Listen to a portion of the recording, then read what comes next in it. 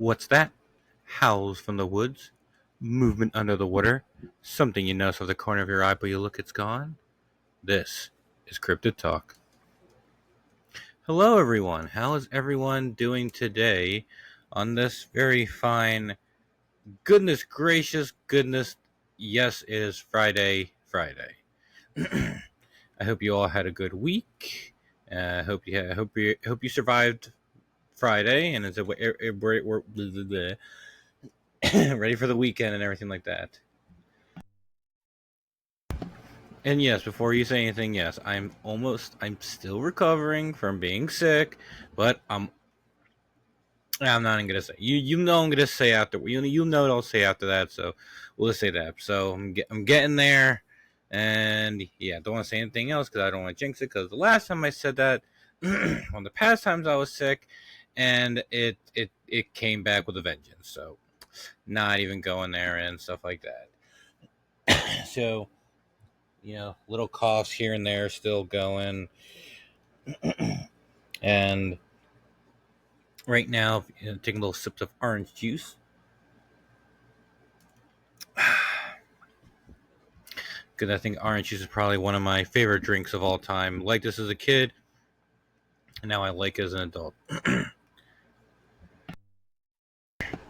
Yeah, orange juice has always been pretty good with me whenever I've been sick, and something I obviously need to drink it a little bit more because I can't do like pulp. I mean, I grew up with concentrate, so obviously that had plenty of pulp, but I was able to make do with that. But like fresh squeezed orange juice and stuff like that, I just couldn't do it. It no matter how hard I tried, it was just too much pulp. Even just like the normal not fresh stuff. This I know, obviously, like the fresher stuff is normally better for you and healthier stuff like that. But like, and of course, the other stuff has all the other stuff in it. Well, the other stuff makes this orange juice taste pretty good to me. So I try to drink as much orange juice as I can, or I try to drink enough orange juice to where I'm actually starting to feel a little bit better and stuff like that. So hopefully, this. Hopefully, I at least I know I at least sound better, but hopefully to everyone else, I sound better as well. Um, yeah. Before we get started, if this is your first time here, welcome to the show. My name's Michael Madden. I am a Bigfoot enthusiast slash Bigfoot researcher, Bigfooter in a sense. And I have had experience with Bigfoot before on a BFRO expedition, and I found a track in the Pine Barrens. Sorry, that was a long one. And it was a juvenile too. So yeah, so that's me. And today I wasn't sure what today's episode I is going to be. I am in the process of trying to get a hold of someone who said they wanted to be my very first guest for the show. And I wanted to hold off on doing guests because a lot of times in many people's shows where the guest is not the most common thing, guests are always also seen as the most fun parts of their episodes and stuff like that.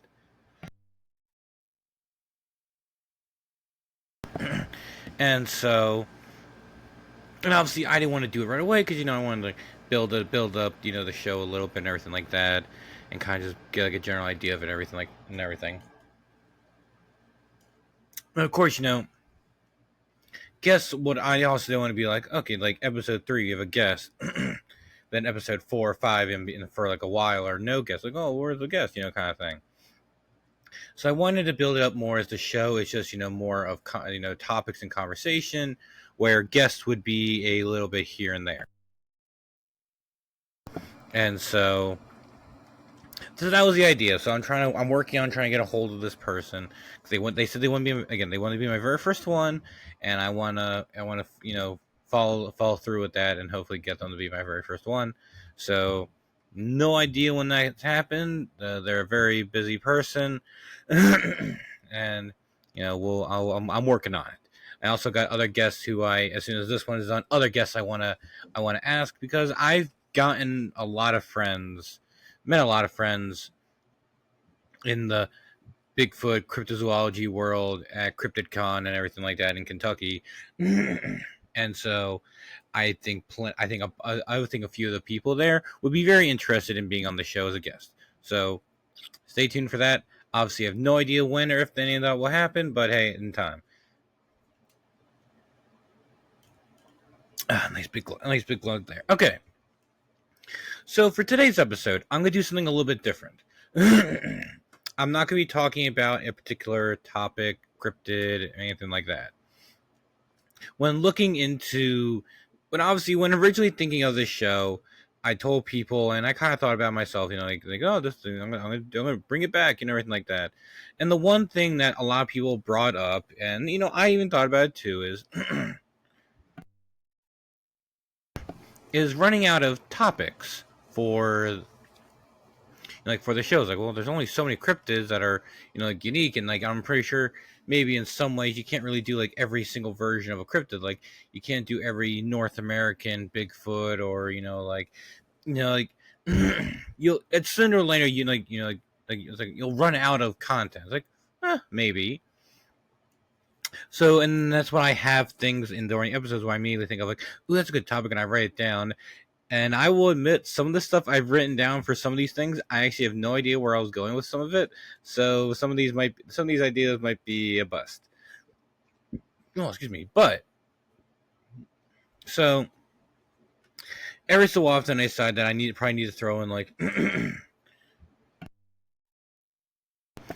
throw in an episode where it's a little bit more, a little bit different, to kind of give like a little bit of a break, so don't run out of cryptids and stuff like that. That's also the hope of the guests are going to be as well. The guests be a little filler episode between like topics and stuff like that. They give more time for that, because who knows? Maybe I might have a time where I have 2-3 guests in a row, maybe, or I might have one guest and then 4 or 5 episodes or 10 episodes, but the next guest, like, I don't know. Like I'm literally just going step by step, going day by day with this, and just see what happens. So, because I was looking at a list of cryptids, like, all right, what should I talk about? Because I've gotten a lot of the big ones out of the way, and I don't, unless I talk about a particular like event. It's not like I can talk about like a particular every version of Bigfoot in North America as their own episode. Maybe I could, but at the moment, maybe not. But like obviously, I did the Yowie one for the Australian one, so who knows? Maybe if there's something very particular about one type of Bigfoot in North America, yeah, maybe we'll do something like that. But obviously, I don't want to be like Bigfoot 1, Bigfoot 2, Bigfoot da, da, da, da, like multiple times talking about the same thing, but just in a different part of the state or the world, something like that. Yeah, I'd be an example, a difference. So for today's episode, I decided to do something a little bit more fun and a little bit more different, and just do a personal thing of like my top 10 favorite cryptids in the world. And some of these I've kind of like combined in a way, because I wrote down a list of about, let's see, 1 2 3 4 5 6 7 8 9 10 11 12 13 14 15 16, like 16 17 different cryptids on this list.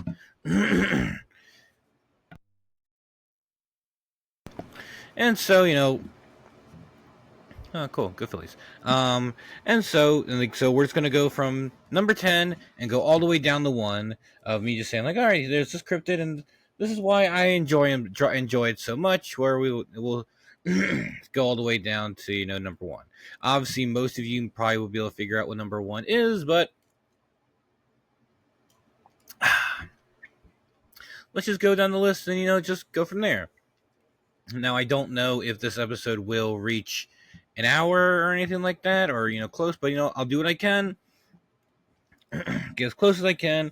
And I also got some like little note stuff here at the end, everything like that. Because obviously, I try my best to reach as close to an hour as I possibly can. Obviously, there have been a handful of episodes that have been a little short because, like, obviously, it's my show, so I can really do whatever I want with it. But I didn't want to like forcibly talk about something to make it an hour. Like, if I'm at like 47 minutes, I'm like, I got nothing else, so we'll end it here, kind of thing. So we'll see what happens with this. So, all right, everyone, buckle your seatbelts if you're driving, because obviously you want to drive safe. If you're home and you're comfy and you're just waiting, just want to have a nice little fun conversation, well, here we go. So, so one more thing before I talk. Obviously, all these cryptids on this list, I adore very, very much. So don't think of it as like 10, 9, 8, 7, 6, 5, 4, 3, 2, 1 kind of thing. Think of it more as like 10, 9.9, 9.8, something like that. So pretty much, there's really there's the difference between them is very, very small, and so I like to think of it more as like this, like number 10, 9, 8. Like they're all great in my book. That's why they made it to the list. So number 10, we will start off with one of the probably one of the most like interesting ones in North America, just because of of its characteristics and everything else like that. And we're gonna start with number 10 being Mothman.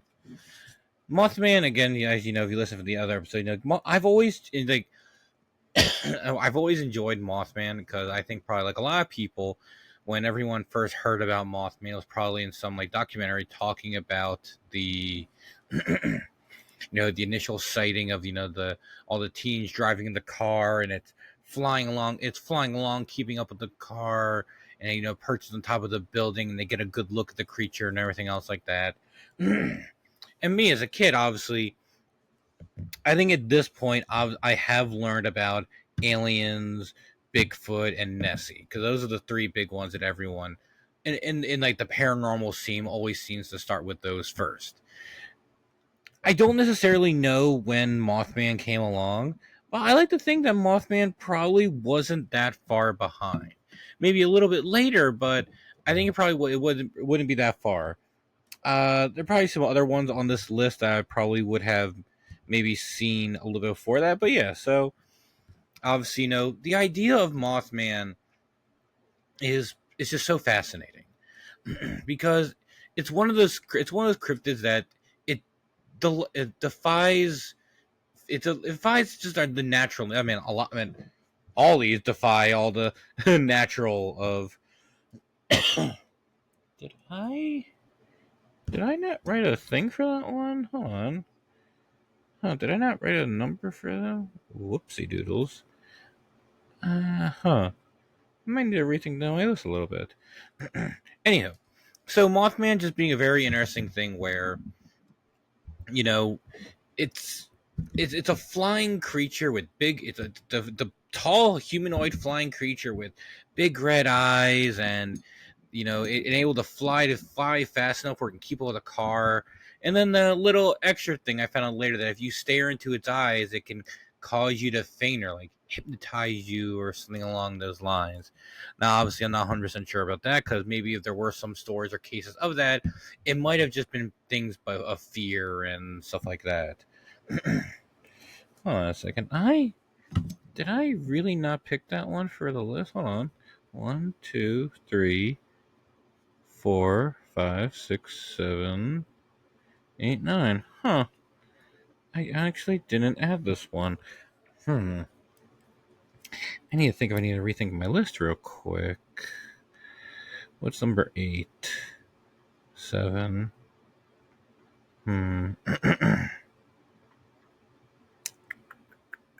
Yeah, I guess we'll make this one. We'll do this with this one. Cause I think I would have added to the list, but I can't think too much onto it because we're recording right now.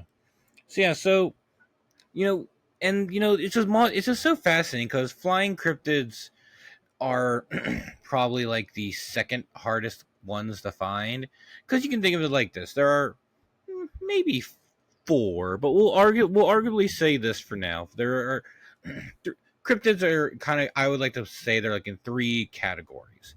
There are, the ones on land, the ones in the air, and then the ones there that and they're in like in like the water, lakes, streams, like lakes, rivers, and oceans and stuff like that. But maybe you could argue for being lakes and rivers and being their own thing, while oceans being their own. It's also own separate category because it's just so much bigger, much more vast. But things in the air are harder to find than stuff in the on ground on ground, while things in like the in water are harder to find in a way, because obviously you can look up into the air as much as you can, but unless you look in the right place at the right time kind of thing, you can miss out on a lot of things. Because I might have saw a UFO with my brother like years ago coming back, coming back from a wedding, and we were driving, and just at this red light, we noticed like this big flash of green in the sky. It was very bright, and the best way to describe it is kind of like if you looked at like if someone shot a green flare into the sky. That's what it was. It was very green, and it just went into the air, and it was very bright, filled the sky, and then it just kept going, and then just fizzled out. It had the characteristics of a flare, but it was just seemed like it was way too big. And why would someone be shooting a flare where it was? Because it was above like people's homes and businesses and stuff like that. So it would be very odd. I mean, yeah, sure, this was at night, but like there'd be no reason for someone to shoot a green flare. And which I believe most flares are like a red or an orange. I don't believe there are green flares. So it was just very weird. Again, it's not like when I saw it like going like up like shh.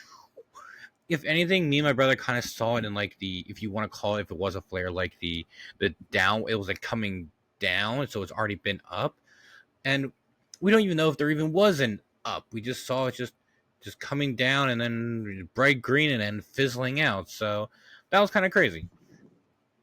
So yeah, and then the whole idea behind Mothman, possibly being more of a paranormal thing, because some of like the hangars and bunkers where Mothman is to reside, or where it's possibly created in the lab or something like that, is also apparently told to be haunted. So apparently, the people also might think that Mothman might be more of a spiritual thing, more of a than less of a physical, or maybe a little bit of both. But hard to say. But definitely a very cool and interesting cryptid, and obviously being there at Point Pleasant myself and seeing the Mothman statue, which I knocked it off my bucket list, but still a very cool thing, and I think probably a good opening contender for this list. Number 9 we have is the Tasmanian tiger. And you know what? No, oh, actually, hold on a second. The one I was gonna do something else. I'm gonna literally gonna bring it with Tasmanian tiger. Number 9 is going to be a combination one, because they are both in the same area, and originally it was going to be the Tasmanian tiger, but I realized that I wrote down Megalania, but I never picked a number for it or wrote anything else with it. But since it being a animal that used to be alive but went extinct, one because of just evolution and people, while the other one was unfortunate, for people being stupid and hunting it. So number 9 is the Tasmanian tiger and Megalania. I mean, you're like, well, you're like, Mike, you can't do two cryptids on one. That's my show. I can do what I want. So, yeah. So Australia is a place, probably like out of any place I want to visit in the world, Australia is the first place I want to go. It's like I win a lottery and I'm like, Australia, let's go. After that, will be Japan.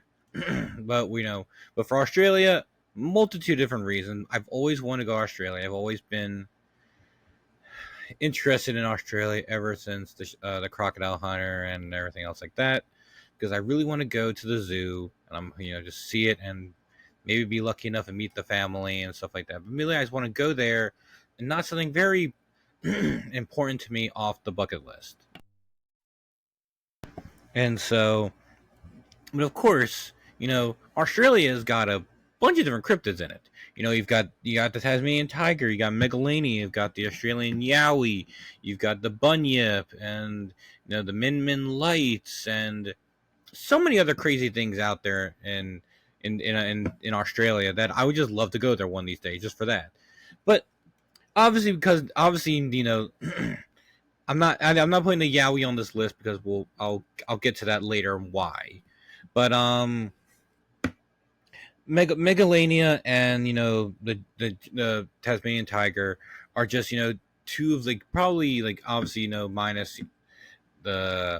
minus the Yowie itself are probably up there among the most influential cryptids in Australia's history, especially since the Tasmanian tiger was only originally alive only about like 100 years ago. Obviously, it's been around. It's still around today because people are still reporting it, but that's the whole thing with that. And obviously, Megalania was a prehistoric species that only had recently, in the sense of 10,000 or so years, when we just got extinct just from normal evolution and everything like that. Good orange juice. And so, the Tasmanian tiger, probably one of the most unique animals in Australia, or even just the world, just kind of how it looks like. Kind of like the okapi, which is the relative of giraffe. The Tasmanian tiger looks like it's like a combination of a few different animals. It's got like the back stripes of a tiger, like and this very weird like springy like legs. It's just a very unique, strange unique animal where it can also open its mouth almost 180 degrees. And that's pretty crazy too. It's just a very unique predator, and just something that like I I've seen enough evidence that it has to exist, and I'm hoping one of these days, soon, that it is proven to exist. Like we could get something, because there's enough people who have said they've gone to look at it, and a very good look at it where they can see it clear as day, or at least in their headlights, can tell what it is without any questions of misidentification or anything else like that. So people are obviously seeing something, and uh, you can't say like not all these people are lying or something along those lines. And so for something like that, because hopefully it is still alive in some way, we can save it and preserve it to where future people can, like, we can officially say the Tasmanian tiger is no longer extinct and is no longer a cryptid. Woo! I'm hoping we can get to that point one of these days where future generations can see this amazing, beautiful creature for what it is. And, you know, I'm hoping we can get to that point one day, and hoping we get like a fully confirmation while I'm still alive. Like, it's like a lot of cryptids, it's only a matter of time till we get the evidence needed. It's not a matter of if, only when. But also in number 9 is Megalania, the giant species of lizard that used to live in Australia many, many, many, many years, many thousands of years ago, until people came over and there was some confrontation there. But Megalania is such a unique creature, it's such a unique cryptid, because it literally is a ancient dinosaur, prehistoric like species that, and some people say, was like the size of like a small car and stuff like that. And it's like, can you imagine like a lizard the size of a small car chasing after you? Like, it's ridiculous. Like, people have had things where they've sat down and to take a break while they're in the bush, and next thing you know, the log they're sitting on starts moving, and it's like, that wasn't a log, that was a freaking lizard. And then it just kind of just shambles away and stuff like that. But it's such a unique cryptid. I can't say like no, it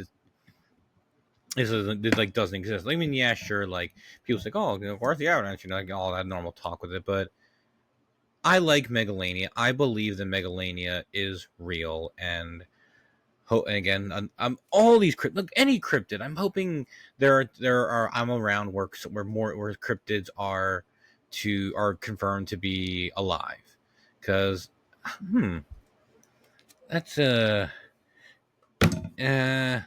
Okay. But yeah, so so I think that'd be pretty cool that we got these confirmation that exists, or at least better evidence of it. All right, so that's number 9. Number 8, the Jersey Devil. Now, the Jersey Devil has always been a very cool one. I think also probably one of the, if you're like me that lives on the East Coast, the Jersey Devil is probably cryptid that you probably heard upon at some point. And the Jersey Devil is just it's just always been a very interesting one. Just also because the story, a lot of cryptids have like a story behind it and everything, but the Jersey Devil just has like such a very unique story of how it happened. Now, I don't want to get into too much because you might be wondering, like, oh, like, well, why haven't you done the Jersey Devil yet? Jersey Devil one is coming. It's gonna be a while, but just wait just wait a bit, and we will get the Jersey Devils. Don't worry. But the Jersey Devil has always been a very interesting one because of certain things and stuff like that about it, like its characteristics, its story, the legend behind itself, and how the sightings happen and then they've stopped and then they came back, and it's like there's been no like confirmed thing when it comes to Jersey Devil and everything like that. But some of the interesting stories that people have had about the Jersey Devil, some of them like, oh, I saw this thing. While some people have gotten a very good look at this creature, or even more so, attacked and almost taken out by the thing. So I don't want to get into it too much because a lot of this material I want to save for when we get to Jersey Devil. But okay, fine. I will say this, in case you're wondering, we're saving Jersey Devil till February because after looking and then watching an episode of Monster Quest, you'd be surprised how hard it is apparently to find the date, like at least the month on when the Jersey Devil was born. Everything on the internet only gave the year. I think it was 1935, but nothing said anything else. No month, like day. Like I was just looking for a month, but then watching Monster Quest, it's like a cold February night. I'm like, there it is. So we're gonna pick a time sometime in February for the Jersey Devil episode to kind of make a special thing about the legend and everything else like that. So be ready for that when that happens. So Jersey Devil, very cool, very unique one, very popular cryptid over here on the East Coast, especially being in Pennsylvania and everything else like that.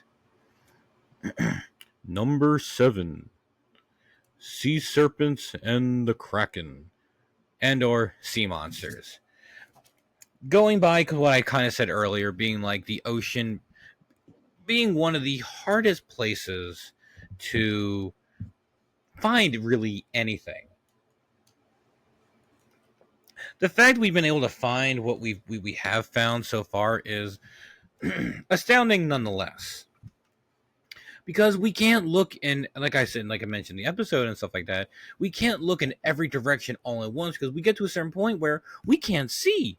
It gets so dark in the ocean that we literally just can't see it like anything now and there. Like, sure, we can get some lights and see up to a certain point, but obviously the lights can only travel so far, and it's like we like our the technology and our limitations are so limited that we can't look in every direction at every distance all at once.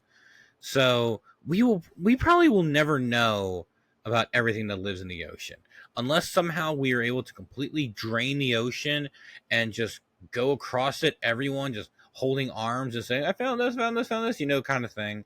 We will never know what they're, because we have to be like because the big, like, the amount of lights that people can like show in front of them isn't much. Like, unless something crosses right in front of your field of vision with whatever light source you have down there, you're not gonna see it. It could just go just above or just beyond the light vision, and you won't see anything. Like it'll be impossible. That's why I've always think that if it was, I don't think it's impossible, but having like a thermal imager of some sort, for underwater, I could go into the out into the ocean and put it in, look down, and be like, oh, cool, about like 200 feet deep, I see a great white. Oh, cool, 1,000 feet deep, I think I see a giant squid. Like you can kind of like you can see how far things are and how big they are, and so obviously.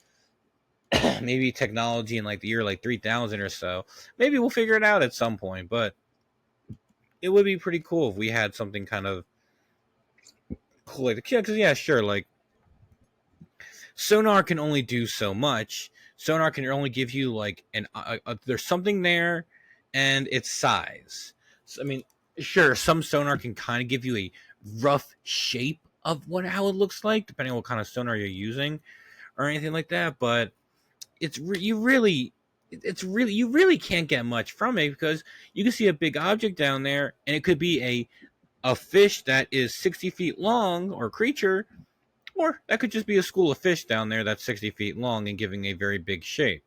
It's it's hard to tell. So the whole idea behind like sea monsters, like the kraken and sea serpents and other crazy stuff that I've heard stories about in the ocean, like it's stuff that we a lot of stuff that people talk about, like we can't even fathom like how some of these things are even possible, or like it's like, oh, look at this thing. It's like, oh, we are never seeing, like we're never, no one's ever gonna see this or believe us that I saw this thing, or stuff like that. I mean, we've only had in the recent years of fully knowing that giant squid exists and stuff like that. Now we still don't know about the kraken itself, because sure, there are stories of giant octopus in certain areas of the world and everything else like that, but we've never gotten more of that.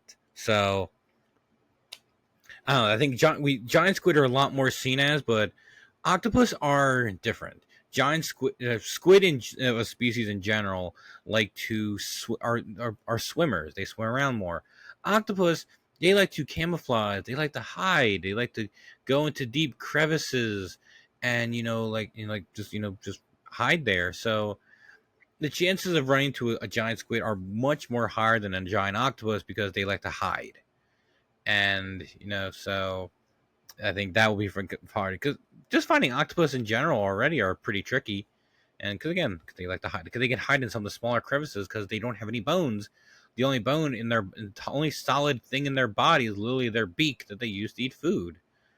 So, but the whole idea, and then sea serpents and stuff like that. But like the ocean is so vast and deep and mysterious and dark that we will never know everything that truly lives down there. And the amount of time that I bet there are creatures that we haven't even heard stories about yet, that are probably live so deep, and they would probably never come up to the ocean, that like how would we ever know about them, like just deepest parts of the ocean. And I think, of course, the ocean is also scary as all hell, and I don't think I'd be able to go down there in a little mini submarine and stuff like that. I but with proper things and stuff like that, yeah, sure, they are safe, but obviously with that whole with a few months ago or so, with that one submarine that sounded like it imploded like shortly after deploying.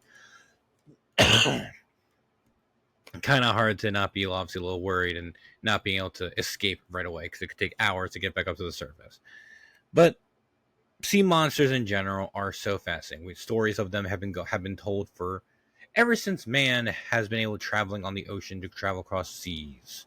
There are stories. Sure, some of them are misidentifications, but not all of them. Not all of them, when they say that this particular thing happened with this, and it's like, okay, what did you see, kind of thing. So the sea monsters are just a fascinating thing, and another thing that I'm hoping get to see and notice that one day in a safe distance. We'll say that. Number 6, the dog man. Now, obviously, because obviously, it started with like the Michigan dog man and stuff like that. That's how a lot of people really got started. But there are stories of a dog man like everywhere. I even found out recently that I wrote it down somewhere. Did I write it down on here? That apparently, oh, you know what? I know how I'll be able to find that. I'll look that up later. But like my part of Pennsylvania, where I live near Philly and stuff like that, apparently, has its own version of like some sort of like dog man like thing. Like there was some like dog man like creature that was seen crossing the road, um, going going into or away from Valley Forge Park. And I was like, what? Like, that's crazy. Like, obviously, yeah, a lot of Dogman stories are very terrifying, and unfortunately, in some people I believe have fallen victim to Dogman. I mean, just imagine the ferocity of a wolf, but 7 feet tall, built like a football player, and fast as hell, with also some apparently some intelligence that is seen in its eyes. I wouldn't be surprised if a lot of missing peoples are from this thing and other cryptids and stuff like that, and also normal means as well from normal animals, and just exposure or an accident or something like that. But the reason why I like Dogman so much is because it's something that defies like logic. It defies like I mean like almost all these things defy like logic and stuff like that. But like something that is seen so much, and yet there's barely any evidence of it, and all we got are testimonies and some possible videos or pictures here and there that might be of something, but nonetheless, it's just an interesting idea of just a upright canine creature, and that's a crypt that I would very much like to see in somehow in a safe way because I'm not the fastest person, I'm not the slowest person, but I don't. I would like to think that I would have to get lucky if I ever wanted to get away from a dog man. But it's such an interesting cryptid that it's hard to be like sure, yeah, like it truly would be. It truly is terrifying that something like this, probably does exist, or at least I believe it exists. But and then of course, but then the fact that something like that exists is just terrifying because like again, it defies so many things and what we know of it, like and like evolution and just stuff like that. Because like in reality, something like this shouldn't exist. Like not even close. I mean, some cryptids have like a okay, it's possible kind of thing, but like as far as we're aware, there's nothing in the fossil records or anything like that of an upright dogman kind of thing. Like sure, we have stories of like werewolves and stuff like that, like all over the world, or especially over in like Europe and stuff like that. But like a lot, like let me spread this to you real quick. All legends that you hear have some sort of truth in them. They all came from somewhere. Now whether or not something from fake or real, but a lot of times if someone says like, oh yeah, the story of the the small pond lake monster, pond monster, stuff like that, and like obviously like, oh, that's not true today. It's like, but like, well, maybe it was at some point, because I believe a lot of legends are true. Some are probably misidentifications. Like a good example real quick, the kappa in Japanese lore is a very strange looking creature. They're like the shell has like a shell of a turtle, humanoid like fingers, and likes to drag children down and drowns them and takes their souls, stuff like that. And in reality, though, they probably might be misidentified for a species of giant Japanese salamander that do live in lakes and rivers in Japan. So hold on, I gotta readjust my legs because they hurt. Owie. Come on, headphones. So, so I think that's probably what got misidentified as that. So, okay, but yeah, there is truth to it. Of it does come from a real thing. Now, I think in some cases, people saying like, oh well, there's been story of this dogman like creature here for many years, and Native Americans talk about it. Like, I think that definitely adds some credibility to it for sure. And I like to think that Dogman does exist. What exactly it is and where it came from, I have no idea. All I know it's some possible werewolf like thing, lycanthrope or something like that. But hopefully, maybe it's one of the creatures. Maybe it's one of those things that we'll find out one of these days. But obviously, I have some other cryptids that I think I'd probably want them to be seen first. All right. So the next two I've thought about really carefully because they are similar in a way, but I like the look of one a bit more, so that one's gonna be up higher than the other. Number 5, skinwalkers. Skinwalkers is I mean, in the sense of like my favorite cryptids, I probably have placed it a little bit, like it's in its placement where it is on number 5. But in the sense of like cryptids that are just so much the most like fascinating, I probably would put it like number 2, just or at least number 3, because of like just like, everything about it. As you know, if you've listened to all the episodes and you caught up to now, cryptids or the skinwalkers are a Navajo legend of a shaman who partake in dark magic, and they'd wear the pelts of animals and would use them to transform into them, kind of like coyotes, wolves, and deer and stuff like that. But of course, like they always say, like they also copy people's voices and stuff like that. But the idea of skinwalkers has surpassed the area of just them simply just being Navajo, because I don't know if they're all skinwalkers or they're or changelings or something, but skinwalkers are things trying to copy you, or animals or people or something like that, is a lot more widespread than just the Navajo area and everything like that. It's like worldwide. I've even heard some stories in central Pennsylvania of there possibly being some sort of like skinwalker like thing in the woods, of it howling, it like screaming in the woods of this nearby town, and everyone hearing it and stuff like that. And of course, like it's just I don't know. I really don't know what skinwalkers really are. Are they truly like a physical, are they a physical creature, or some people suggest they're more spiritual, or are they both, or there are some that can be either or. But then what about the thing that's in in Pennsylvania, in central Pennsylvania? Is that a skinwalker, or is it something that's similar to a skinwalker, but in reality something completely different? But we call it a skinwalker because we don't have anything else to compare it to. Ooh, that's a good that's a good thingy right there. Hold on a second. Because this one we will definitely get to soon. So I don't know. I've always wondered, are they all the same?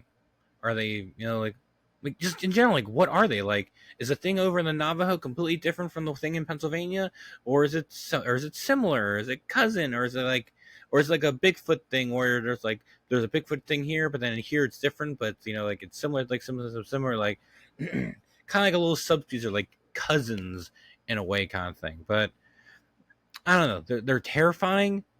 Skinwalkers are clever as hell, and in a way of me saying, because I have a lot of stories of some of the horrible and creepy things that skinwalkers are done.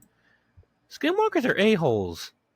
Just gonna throw that out there. They are jerks. I'd say they're probably the biggest jerks in the world, in nature, and all the creepiness that they're into. But skinwalkers are so fascinating, so interesting, but at the same time also terrifying. But not as more terrifying and interesting as this next one. Number 4, the Wendigo. Now, originally I thought about maybe kind of putting skinwalkers or Wendigos in the same category, even though I'm pretty sure they are misidentified or described as different ways. Skinwalkers versus Wendigo. Yeah, like a lot of times, because the skinwalkers have always been seen as, some people think, as more of like a werewolf like creature, while there have been some stories of them kind of looking like deer in a sense. and they're like them being a steer that like stands up and stuff like that and acts weird, and and like just looking like coyotes and stuff like that, while Wendigos have always been seen as more of like a having the skull, like the head slash skull of a of a deer, but it's just the skull of it with the hair, but the antlers, but it's got razor sharp long claws, skinny body but surprisingly strong, and they're just so different in a way, but yet at the same time they're also very similar because they like to replicate people's voices. Not more so as copying people, but there've been some sort they say they might, but they like to copy voices and act like a woman screaming in the woods, or like using a voice to try to get you out there. And because I know when I did the Skinwalker episode, I added Wendigos into that same category because Wendigos are just so are just so similar but different in its own way, because they like to trick people and they are extremely dangerous, and are another cryptid that possibly have caused a bunch of people to go missing in the woods, especially up in Maine and anywhere along a lot of places along the Appalachian Trail. So pretty crazy though, I'm not gonna lie, but at the same time it's such a cool looking cryptid. There's a T-shirt that I got from CryptidCon last year from Cryptid of the Corn podcast. Has a nice little Wendigo on it, and it's so freaking cool.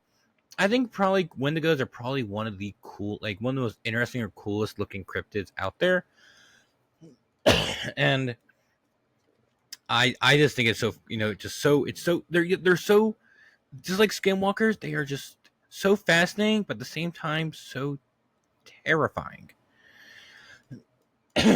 And I've always wondered, like, what are truly Wendigos? Are they truly a spirit that possesses a person that forces them to commit cannibalism, or once they commit cannibalism, they start making them do all that? I don't know, but still very interesting nonetheless. And another cryptid I would like to somehow see safely, if somehow, packing heat, because I'm definitely not gonna try to be in Wendigo area if I'm not packing any sort of heat, especially like a shotgun, like I will go for that thing for sure. All right, number 3, Nessie and Champ, and or any other similar lake monsters that are similar to them, but will mainly be going by Nessie and Champ just because on how similar they are to each other. Obviously, Nessie being like the queen of the cryptids, queen of the monsters. Obviously, known more worldwide before Bigfoot, but still an interesting nonetheless. And of course, Champ, the American Loch Ness Monster, with the famous picture that was taken in Lake Champlain, both described as like a plesiosaur-like dinosaur and everything, and just so terrifying, or not terrifying, but so interesting as it is, just on how it looks, and that the fact that it possibly that it exists, and what it does like that, because there has to be enough that, sure, especially with Nessie, because everyone's like Nessie, looking. Sure, are there plenty of cases like any cryptid misidentifications? Yes, of course, people are gonna make mistakes. But is that a bad thing? No. Misidentifications of normal animals even happen all the time too. Like, oh, look at that! I saw a wolf. Oh wait, no, sorry, it was a coyote. Something like that. It's gonna happen. But Nessie and Champ are just, especially Nessie itself, are are just so fascinating, because it's another chance of like a living dinosaur somehow alive today, and how is it possible, and like why, like like if it truly is true, like why did evolution take it the way it is to like maybe keep its original shape, and like what did evolution do to help this thing survive all these millions of years after supposedly should have gone extinct? I don't know. That's the fascination about it. It's like the same thing. Like, sure, like we're now in a category of like lakes that are a bit more easier to find than oceans, because at least we can sonar scan and get what we can out of that. But obviously, they're not always going to be perfect and stuff like that. But of course, there's the sound from Lake Champlain and some of the possible footage of Nessie and video, and I don't know. I think Nessie and Champ are just so fascinating because of how similar they are, and yet they're on two completely opposite parts of the world. And people would wonder, like, oh, I wonder if they're related in some ways. Like, who knows? We'll probably never know. I mean, I would be really cool if some of these cryptids were related to each other in some form or fashion. Obviously, Bigfoot being the obvious one because it's got like its different parts all over the U.S. and different colors. Like someone involved, to act or look or differently than the one that's over there. But obviously, Nessie so it's just so fascinating. I think probably Nessie was probably one of the probably first cryptids for a lot of people, especially with the original photo and stuff like that. But then, of course, obviously, find out it's a fake and stuff like that. But the legend still lives on even till today. And of course, Champ with a famous picture and everything. Just so I don't know, but Champ, Nessie, number 3, one of the coolest, one of the very interesting cryptid. So now you might be thinking, wait, Champ, Nessie are number 3? What's number 2? Well, let me tell you. Number 2, Mokele Mbembe. The little boy in me is screaming, loves the idea of a living dinosaur existing till today. Sure, yeah, like Nessie and Champion, like the plesiosaurus kind of thing, but like, but Mokele Mbembe is just one that's it's just so fascinating because where it is, in the Congo and in parts of Central Africa and everything, and like the whole idea of of a living sauropod like dinosaur surviving in the most deepest remote parts of the Congo, in the rivers and stuff like that, and like people saying that they have seen it and it's crushed their boats, and all these other things, especially with the locals. The locals are like, I am sure that is a sauropod like dinosaur. It is not a crocodile. It is not a this or that. Like when people like who live in these areas know what's around there and they see something that is very, very different, how can you question that? Could some of them be lying, or not? Maybe not. Maybe there could be some that are lying, but they have no real reason to lie. They get nothing out of lying. Because some be like misidentifying things, sure, again, it happens. But the fact that some people, then they showed them a bunch of pictures of animals, and when they got to a little sauropod like that, they're like, "Oh, look at them!" They all pointed at it like, "That's the creature. That's it, right there," kind of thing. And so you can't help but just like take what they said into for credibility sakes, and I don't know. It's just so fascinating. Like I've seen possibly one video that might be Mokele Mbembe. It's very hard to tell. It's very short, but there definitely is something in the water. But I don't know. It's very interesting and stuff like that. But Mokele Mbembe is just so it's just so great, and obviously like minus our number 1. It's like obviously it's probably the second most cryptid I wish I could go search for. But it's in such a dangerous part of Africa. Just getting there is a hassle, and the hiking, and I'm just not in shape to do that, and I do not want to put myself in danger to go search for it. But if there was an easier way, a safer way of me getting there to at least look for it instead of having to travel miles and miles and miles through dangerous areas to get there, I'd be there in a heartbeat. But of course, it's not as simple, and stuff like that. But of course, what before we get to our number 1, let us do some honorable mentions. Chupacabra, obviously another very well known cryptid, but obviously it just barely didn't make the list. But again, all these honorable mentions are all cryptids that I also just love. They just didn't make the top 10 list. Lizard Man, another very interesting one. Much more wider range than people like to say. I'd also probably throw in like the whole reptilian humanoid kind of thing, but stories all over the world of a lizard-like creature besides, just, where it is originally seen. It's more like that. Megalodon, our last week cryptid with our giant shark. Another idea that I was kind of maybe considering putting Megalodon, like the sea monster one, maybe, but because he's so different, I'm like, But Megalodon, just obviously the idea of a giant 60-foot shark living in the ocean, terrifying, yet at the same time, so cool as hell.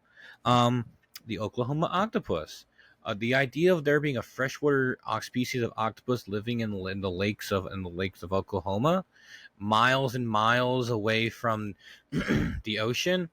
How could you not find that fascinating? And that's one I definitely want to search for, like 100%. And then our last honorable mention, pale crawlers. Excuse me. I don't want to get too deeply into this one because I do want to do this one in the near future. Pale crawlers are very interesting like that, but such a very creepy cryptid, up there in the creepiness of like a skinwalker and Wendigo, but just its own creepiness and how it is and how it moves and and everything like that. But I'm not gonna get too deep into it because I gotta say that for future episode. Number one, obviously, it is no surprise to anyone, especially since it hasn't been named on this list at all. Number one is Bigfoot. Wow, who saw that coming? Everyone saw that coming. Now, I was possibly considering, I'm kind of like throwing the whole like Bigfoot, hairy humanoid, cryptids gonna kind of like come together. So all the North American versions, Skunk Ape, Bigfoot, Ohio Grassman, Momo, the Falk Monster, like all the different version of Bigfoot in North America. And then I'm even kind of considering, like the Yeti, the Yaren, the Yowie, all the different versions of Bigfoot. So we'll say like Bigfoot slash hairy hominoids in the world. And how could you not? How could I not be excited about Bigfoot? I'm a researcher about it. I've heard them one through a rock at me. Like I've been at least within 100 yards or less of a Bigfoot. Like I can confidently say that. And the fact that it's probably one of the world's greatest mysteries. Ever since the PG film of showing Patty, and then the Freeman footage, showing that being the second best Bigfoot film footage ever found, and just like I've got on my bookcase right there, I've got three like statues, figures of Bigfoot, all kind of accidentally doing the whole like raising the bar kind of thing from T-Mobile. Like I've got a belt, t-shirts, hats, like Bigfoot's my life. Like ever since finding Bigfoot, like thanks again for finding Bigfoot, for for vitalizing my love for Bigfoot to bring it to the levels that it is today. If I didn't watch Finding Bigfoot and then didn't start, following, like, keeping up with them and and their friends, and listening to Bigfoot and Beyond with Cliff and Bobo, I wouldn't have learned about all these different people and these other reports that are not as public, or like how would I even know about these things? And yet I've learned so much from the show, and I have to thank the show for what it's done for me in my life and everything. And I just love it, and it's just so fascinating. It's that's a cryptid that obviously one of the cryptid that I want to be 100% proven, because no, like my family is like a little about it. Like my mom's like, okay, sure. Like my dad's like not much. But my brother, like he's obviously doesn't believe, but he like to be proven wrong. And he said to me that the day that they prove that Bigfoot does exist, he'll be the first person to tell me, I'm sorry, I was wrong. And good for him. And I'm hoping that, I'm alive to when we get to that point of we find out that Bigfoot is real. Bigfoot is real. Be like, yes, I told you, people. I told you, kind of thing. And hopefully hopefully I'm around to when we get to that point, because it would be so cool to see, that get proven that Bigfoot is real. Obviously, so I'm hopefully someday would be able to see one myself, but gotta be in the right place in the right time for this, especially with any cryptid or anything else like that. And gosh almighty, I really wish I could see. I will see a Bigfoot one day. I mean, obviously, people have spent their entire lives in the woods and haven't seen one, or or they spend their entire lives and then see one when they're like 50, and they're like, I've been in the woods my entire life. I didn't hear or see anything until that day. So obviously, I'm a bit more knowledgeable than the people who didn't know anything. So that would increase my chances. But I don't know. I think I obviously, I really hoping I get to see one day, and it's just the mystery and everything behind it is just so fascinating. And that is why Bigfoot is number 1 in my top 10 favorite cryptids of all time. And and the only thing I will say from this, obviously, a lot of these cryptids and cryptids in general are a very tough thing to, comprehend and think about like that. But all I will say is this: just keep an open mind about things until you are proven or something says otherwise, because we don't know unless we see every part of the world, every cave, sky, water, ocean, whatever, all at once. We will truly never fully know what lives in our world, not just the ocean, just in our world in general. So there are things probably in this world that we probably cannot comprehend, and that science can't we can't just science it away or anything else like that. And I believe someday, we will find out more mysteries of this world. A lot of these mysteries, probably not, because I think we are too far gone from our ancient ways of, being fully respectful to nature and the damage we've done to it. And why would something fascinating as like elves or fairies or anything, if they exist, why would they ever show themselves to us, kind of thing?